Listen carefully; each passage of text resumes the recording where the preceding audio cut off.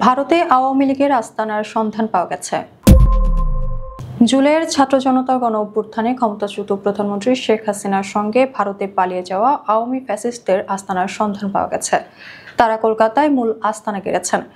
ভারতীয় গোয়েন্দা সংস্থা বাংলাদেশ থেকে পালিয়ে কলকাতায় অবস্থান নেওয়া এমন ৭৩৪ পলাতক আওয়ামী ফ্যাসিস্টদের একটি ডেটাবেস তৈরি করেছে। এই ডেটাবেসে তাদের নাম, ঠিকানা, পাসপোর্ট ও টেলিফোন নম্বরও উল্লেখ রয়েছে। ডেটাবেসটি আমাদের হাতে এসেছে। পলাতকদের অনেক গুরুত্বপূর্ণ বিষয় সম্পর্কে নিশ্চিত হওয়া গেছে। গত বছর ৫ আগস্ট শেখ হাসিনা পালিয়ে ভারতে যাওয়ার পরপরই এসব নেতা ভারতে পালিয়ে যায়। পলাতক আওয়ামী লীগ নেতাকর্মীদের সঙ্গে তাদের স্ত্রী সন্তানও সেখানে অবস্থান করছেন। কোনো নেতা তাদের ব্যক্তিগত কর্মকর্তা, বাড়ির কাজের লোকও সঙ্গে নিয়ে গেছেন। পলাতক আওয়ামী নেতাদের নাম, ঠিকানা সংবলিত এই ডেটাবেসে তাদের পরিবারের সদস্যদের তথ্য সন্নিবেশ করা হয়েছে। ভারতে অবস্থান করা এসব নেতার মধ্যে কয়েকজন ইতিমধ্যে গণমাধ্যমে কথাও বলেছেন। তাদের কেউ পালিয়ে যাওয়ার কথাও স্বীকার করেছেন। কয়েকজনকে বিভিন্ন বিদেশি গণমাধ্যম সহ সামাজিক যোগাযোগ মাধ্যমে নিয়মিত টকশোতে অংশ নিয়ে বাংলাদেশের বর্তমান সরকারের কঠোর সমালোচনা করতে দেখা গেছে। অনুসন্ধানে আরও জানা গেছে, পলাতক নেতাদের কাছে বাংলাদেশি পাসপোর্ট রয়েছে। বাংলাদেশ সরকারের তরফ থেকে এসব নেতার পাসপোর্ট ৫ আগস্টের পরপরই বাতিল করা হয়েছে। এরপরও ওই পাসপোর্ট তারা কিভাবে পেয়েছেন তা রহস্যজনক। আরও জানা গেছে, ভারতীয় গোয়েন্দা সংস্থার সঙ্গে যোগাযোগ ও সমন্বয় করছেন কলকাতায় অবস্থানরত একাধিক পুলিশ ও সামরিক কর্মকর্তা। অনুসন্ধানে এও জানা গেছে, পলাতকরা দীর্ঘদিন ধরে ভারতে বিপুল অর্থ পাচার করেছেন।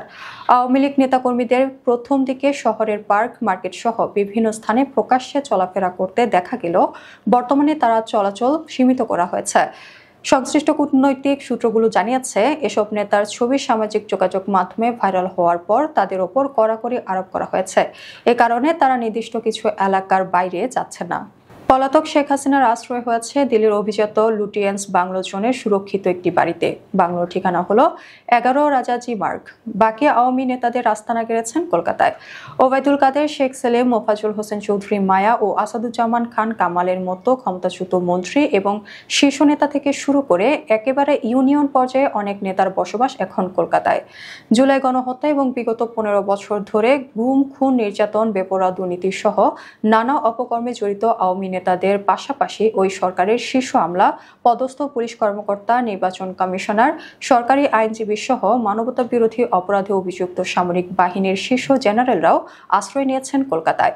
অনুসন্ধানে জানা গেছে, গত ১০ আগস্ট পর্যন্ত ভারতের গোয়েন্দা সংস্থার এই ডেটাবেসে অন্তত ৭৩৪ জনের তথ্যপত্র সংরক্ষণ করা হয়েছে। অবৈধভাবে ভারতে প্রবেশ করেছেন, অথচ তাদের প্রত্যেকের হাতে এখন বৈধ বাংলাদেশি পাসপোর্ট। এ ব্যাপারে কলকাতার একটি সূত্র জানিয়েছে, পাসপোর্ট পাওয়ার ক্ষেত্রে নিশ্চিতভাবে বাংলাদেশের কোনো একটি গোষ্ঠীকে সহযোগিতা করেছে। এদিকে অনুসন্ধানে জানা গেছে, কলকাতার অভিজাত এলাকা থেকে শুরু করে শহরতলিতে আশ্রয় নিয়েছেন পালিয়ে যাওয়া আওয়ামী ফ্যাসিস্টরা। কেউ বাড়ি ভাড়া করে স্ত্রী সন্তানদের নিয়ে রীতিমতো সংসার পেতে বসেছেন। অনেকে আবার থাকছেন হোটেল ভাড়া করে।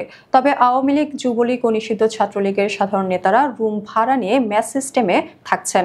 ভারতীয় ডেটাবেসের তথ্য অনুযায়ী আওয়ামী লীগের সাধারণ সম্পাদক ও সাবেক সেতুমন্ত্রী ওবায়দুল কাদের তার স্ত্রী ইসরাতুন্নেসা কাদেরকে নিয়ে PS 110 Thakdari new town, Kolkata এই ঠিকানায় অবস্থান করছেন।